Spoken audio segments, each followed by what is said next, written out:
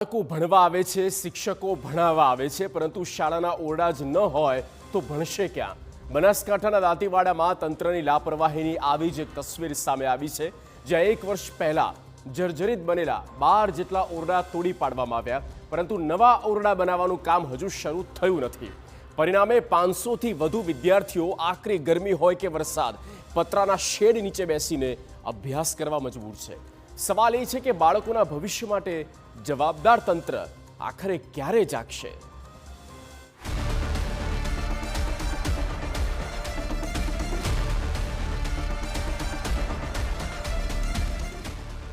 સૌ ભણે સૌ આગળ વધે આ વાક્ય ઘણીવાર સાંભળ્યા હશે, પરંતુ બનાસકાંઠાના દાંતીવાડામાં બાળકોના ભણતરની જે તસવીર સામે આવી છે તે આ સૂત્ર સામે સવાલ ઊભા કરે છે. આ દાંતીવાડાની મુખ્ય પ્રાથમિક શાળા છે પગાર કેન્દ્ર શાળા.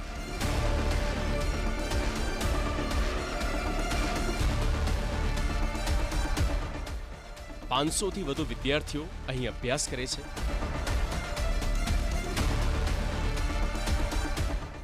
પરંતુ આ શાળામાં 1 વર્ષથી વિદ્યાર્થીઓ માટે સૌથી મોટી મુશ્કેલી છે વર્ગખંડોની અછત.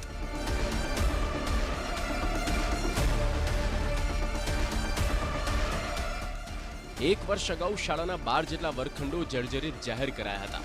શાળામાં શિક્ષણ કાર્ય ચાલી રહ્યું હતું. એ દરમિયાન વર્ગખંડના સ્લેબમાંથી પોપડા પડતા ખળભળાટ મચ્યો હતો. બાળકોની સુરક્ષાને ધ્યાનમાં રાખીને તંત્રએ આ ઓરડાને કંડમ જાહેર કર્યા અને ઓરડા પણ ઉતારી નાખવામાં આવ્યા.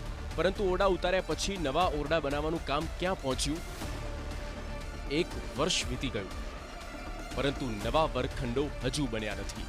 પરિણામે 500થી વધુ બાળકો માટે અભ્યાસની વ્યવસ્થા કેવી રીતે કરવામાં આવી? પતરાના શેડ નીચે.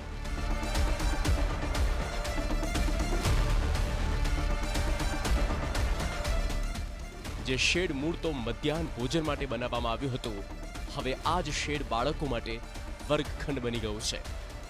ઉનાળામાં ધગધગતો તાપ હોય કે પછી ચોમાસામાં વરસાદ, બાળકોને આ જ વ્યવસ્થામાં બેસીને અભ્યાસ કરવો પડે છે.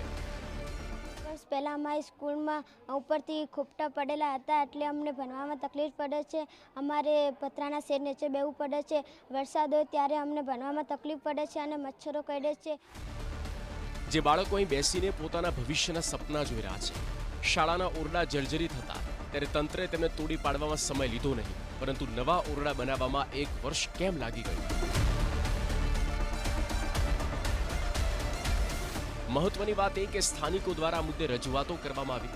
સ્થાનિક કક્ષાએથી લઈને ગાંધીનગરની સમગ્ર શિક્ષા અભિયાન કચેરી સુધી રજૂઆત થઈ, પરંતુ સમસ્યાનું સમાધાન હજુ થયું નથી.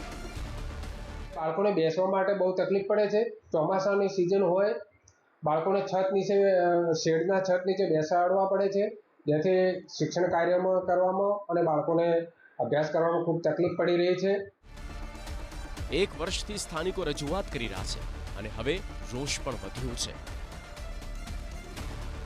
એ ઓરડા જૂના તે ડેમેજ થવાથી પાડી દીધા. પાડ્યા પછી લગભગ 11 થી 12 મહિના થવા આવ્યા. એનું કામકાજ હજી ચાલુ થયું નહીં. જોકે તંત્રનો દાવો છે કે જર્જરિત ઓરડાઓના પ્રમાણપત્ર 2 તબક્કામાં મળ્યા હતા. તંત્રના જણાવ્યા પ્રમાણે તમામ ઓરડાઓએ ટેન્ડર પ્રક્રિયા કરી લેવામાં આવી છે અને મંજૂરી માટે ગાંધીનગર મોકલવામાં આવ્યા છે. મંજૂરી મળ્યા બાદ આ કામ શરૂ કરવામાં આવશે એવો દાવો પણ થયો છે.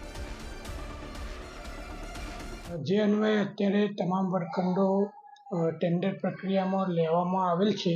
ટૂંક સમયમાં રાજ્ય કક્ષાએથી ટેન્ડર પ્રક્રિયા પૂર્ણ થઈ અને આ વર્ગોની કામગીરી વર્ક ઓર્ડર મળે કામગીરી શરૂ કરવામાં આવશે. આ તમામ સત્વરે કામ પૂર્ણ થાય તેવી વાલીઓની માંગ છે, લાગણી છે, જેથી બાળકોને યોગ્ય સુચારુ વ્યવસ્થા મળી રહે. અતુલ ત્રિવેદી, TV9 બનાસકાંઠા.